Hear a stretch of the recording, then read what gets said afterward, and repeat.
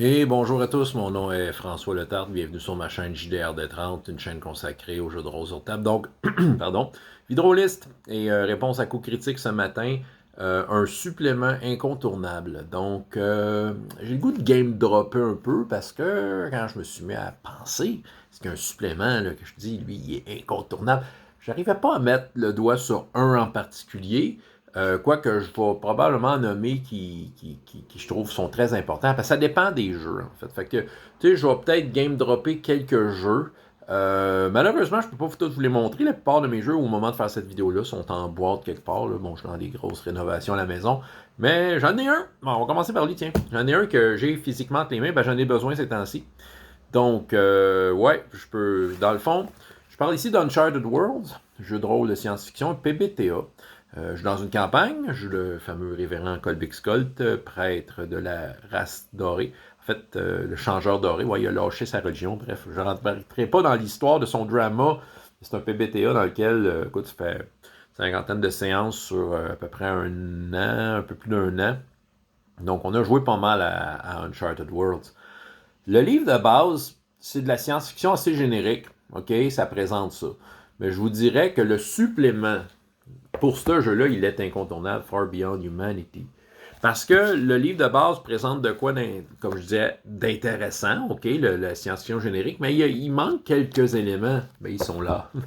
Donc, si vous vous intéressez à ce jeu-là, Uncharted Worlds, vous n'avez pas le choix d'acheter lui. C'est-à-dire, il aurait pu être dans le même livre. Fait que là, c'est ça. C'est comme c'est la partie manquante du livre de base.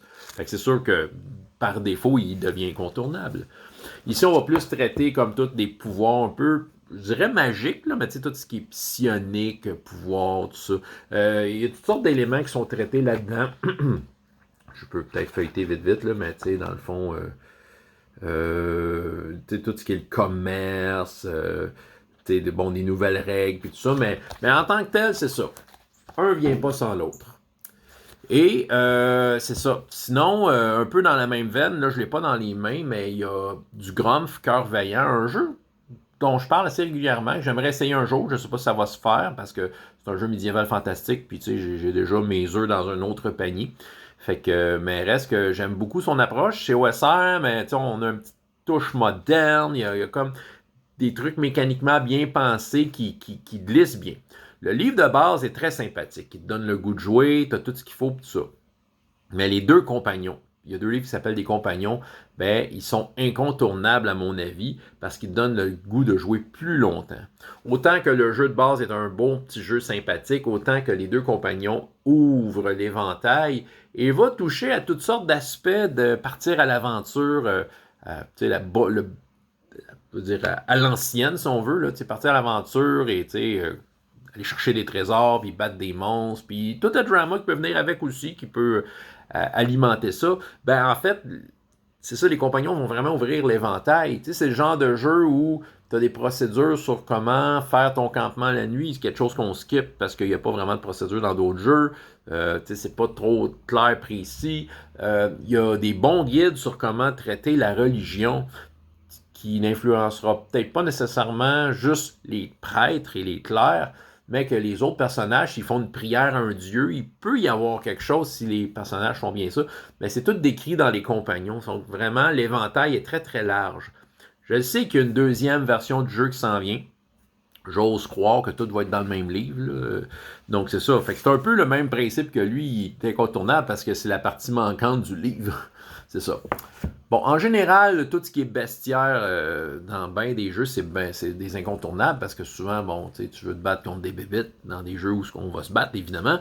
Donc, des fois, tu as besoin de prendre une statistique un peu à la volée comme ça, puis même si c'est pas la créature exacte du livre, tu as besoin d'un paquet de chiffres pour un peu te guider. Fait que ça, c'est super pratique. Donc, je fais juste penser à True 20, le bestiaire qui m'a été comme hyper essentiel. Je peux penser à des fantastiques, mais je pense que c'est pour l'esthétique de la chose. Il y a une image, évidemment, de chacune des créatures qui a une esthétique bien précise des livres dont vous êtes le héros. Donc, c'est plus par un plaisir de les consulter, mais je pense qu'ils sont un incontournable. Je dirais que c'est le deuxième livre à acheter dans des fantastiques après le livre de base, c'est les bestiaires. Donc, dans bien des cas, c'est ça. Quel autre jeu que j'ai en tête? Ouais, ah oui, ben c'est ça. Bon, lui, j'avoue que le supplément incontournable est maintenant obsolète. Mais en 1988, il était absolument essentiel. Donc, c'était un incontournable dans le temps. Mais il est obsolète, donc je vais parler de Star Wars D6, la première édition. Il est sorti le premier livre, OK? Qui, dedans, mettait en chiffres tout plein d'éléments qu'on connaissait dans les films. C'était assez pour t'amuser, tout ça, puis vivre une aventure de Star Wars. Mais est sorti le Source Book. Le premier livre qui est sorti après le livre de base, je pense que c'était le Source Book, qui était un livre d'informations. Ces informations-là qui ont été en fait créées par ceux qui ont fait le jeu de rôle à partir des archives de Lucasfilm. Parce qu'à l'époque, tout ce qu'on avait, c'était les 3 films. Il y avait des romans, mais c'était pas si accessible que ça. Là, il fallait que tu les trouves, c'était juste en anglais, c'est ça. Bon, les films étaient faciles à trouver au club vidéo. Il y avait eu d'autres choses, des séries, des dessins animés, des droïdes, des Ewoks. Il y a même eu des genres de pseudo-films de Ewoks.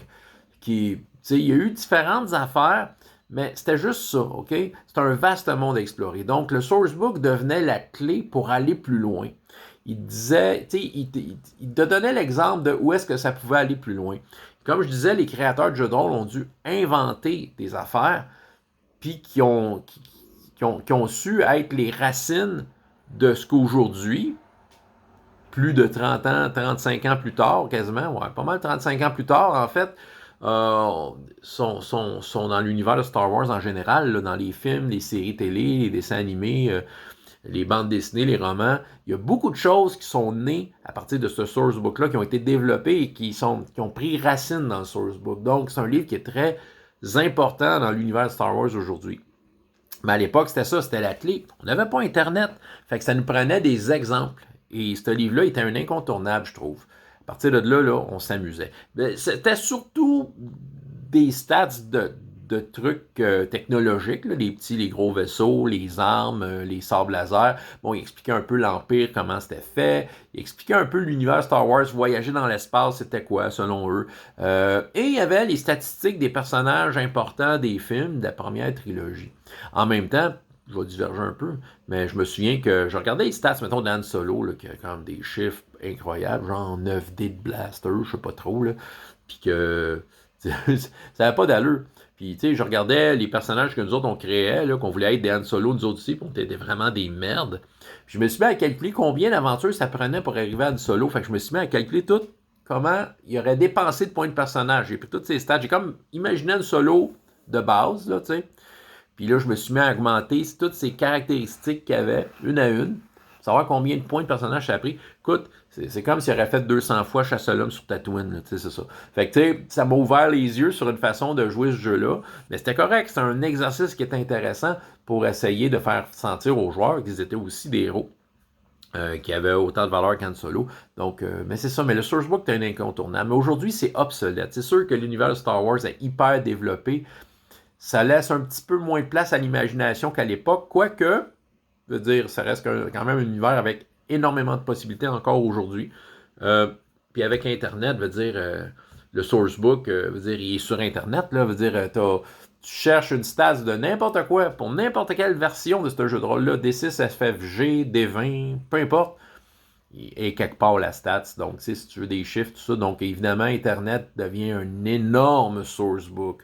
Ce qui fait que ce livre-là, ça ne sert plus à grand-chose.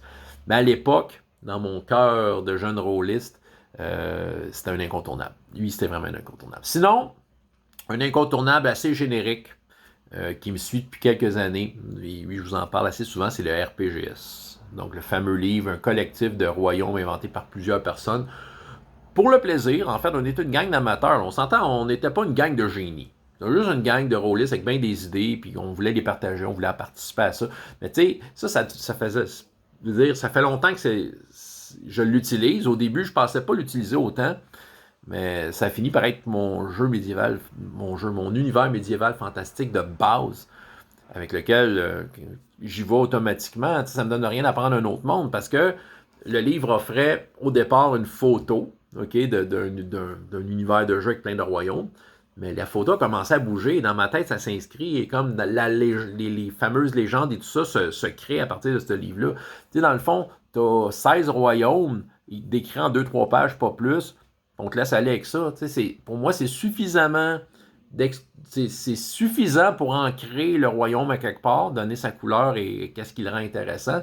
À partir de ça, j'invente ce que je veux. Fait que c'est vraiment un équilibre entre du, du déjà inventé et de la création de ma part sans me sentir contraint. Je sens aucune contrainte. Fait que pour moi, il est essentiel, surtout que dedans, tu as un excellent guide pour créer ton propre royaume. C'est la recette que tout le monde a suivie. Puis, pas juste ça, veut dire, tu peux avoir des petites stats pour ton royaume, donner une idée là, en chiffres, là, qu'il est bon dans quoi ton royaume. Puis, en tout cas, c'est ça. Moi, dans le fond, autant que je l'utilisais au début pour le célébrer, puis souligner que ça existait, autant qu'aujourd'hui, ben le voilà, c'est mon monde médiéval fantastique. Puis, la même affaire pour la version science-fiction qu'on utilise dans Uncharted Worlds, mais moi, faire de la science-fiction générique, j'irais dans RPGS 2 probablement. Mais c'est ça. Fait que lui, pour moi, c'est un incontournable maintenant, RPGS, parce que c'est mon monde médiéval fantastique tout court, là, c'est ça. Mais c'est ça, je pense que c'est ça. Donc, bref, mais le supplément incontournable relié à un jeu, c'est ça, je reviens à lui, c'est Star Wars Sourcebook. Il est obsolète, mais à l'époque, en 1988, tu pouvais pas t'en passer. Voilà, c'est ce que j'avais à vous raconter. François Letard, JDR des 30, et jusqu'à la prochaine fois, il y a autant de plaisir dans la vie, dans les jeux. Au revoir.